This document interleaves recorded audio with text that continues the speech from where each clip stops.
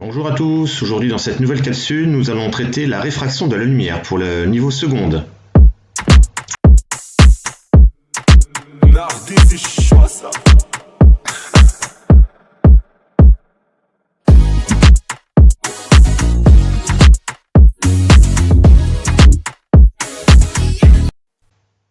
Tout d'abord, voyons les propriétés de la lumière. Dans un milieu transparent et homogène, la lumière se propage en ligne droite. Un étroit faisceau lumineux est appelé rayon lumineux. On peut donc définir la réfraction comme étant le changement de direction que subit un rayon lumineux lorsqu'il traverse la surface de séparation entre deux milieux homogènes et transparents. Pour illustrer ce phénomène, prenons un exemple, celui de la pièce de monnaie. On prend un bécher vide, on met une pièce de monnaie en plein centre et on se recule au fur et à mesure de façon à ce qu'on ne voit plus du tout la pièce de monnaie. Ça veut dire que le dernier rayon vient frapper sur la paroi opaque du bécher. Ensuite, on verse progressivement de l'eau sans déplacer la pièce jusqu'à temps que la pièce réapparaît, l'observateur étant toujours à la même place. Et on voit progressivement la pièce apparaître, mais elle n'est plus située au centre du bécher au fond, mais légèrement décalée, comme la deuxième photo qui nous le montre. On s'aperçoit bien que le rayon qui part de la pièce dans la deuxième photo va traverser l'eau, puis arriver à la surface, va subir une légère déviation, c'est ce qu'on appelle la réfraction, jusqu'à arriver au niveau de l'œil.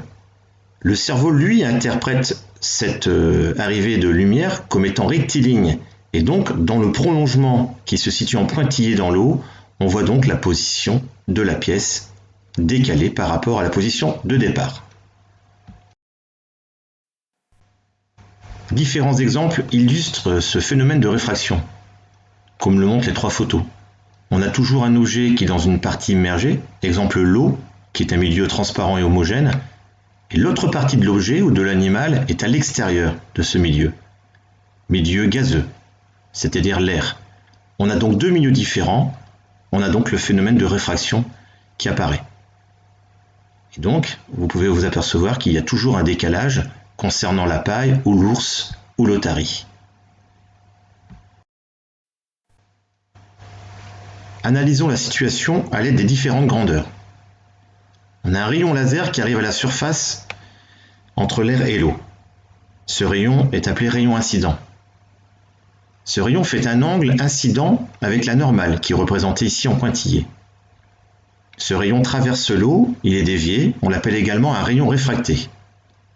Et ce rayon réfracté fait également un angle avec la normale, et cet angle s'appelle l'angle réfracté. Cas particulier, lorsque le rayon incident arrive perpendiculairement à la surface RO et de façon confondue à la normale, alors il continue son chemin dans l'eau sans être dévié. L'indice de réfraction est une grandeur qui caractérise le milieu transparent. On le note petit n. Et pour tout milieu transparent, noté MI, on a la formule suivante. Petit n égale au rapport de la célérité, c'est-à-dire la vitesse de la lumière qui représente 3 fois 10 puissance 8 mètres par seconde, divisé par la vitesse de la lumière lorsqu'elle traverse un certain milieu. Le milieu peut être de l'eau, de l'air, du verre, du diamant, tout ce qui est homogène et transparent. En bas, vous avez certains indices de certains milieux connus. 1,33 pour l'eau, 1 pour l'air, 1,48 pour le verre et 2,41 pour le diamant. Notez bien que l'indice de réfraction n'a pas d'unité, puisqu'il s'agit de diviser des mètres par seconde par également des mètres par seconde. On vient de voir précédemment que chaque milieu était représenté par son indice de réfraction. Quand un rayon laser quitte un certain milieu pour passer dans un autre milieu, il y a donc une déviation.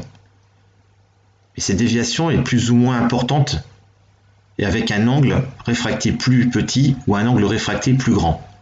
Quand le rayon passe d'un milieu d'indice N1 vers un milieu d'indice N2 supérieur, alors le rayon réfracté se rapproche de la normale, comme le montre la photo ci-contre. Par contre, quand le rayon passe d'un milieu d'indice N1 vers un milieu d'indice N2 mais qui lui est inférieur, alors le rayon réfracté s'éloigne de la normale, comme le montre la photo ci-contre.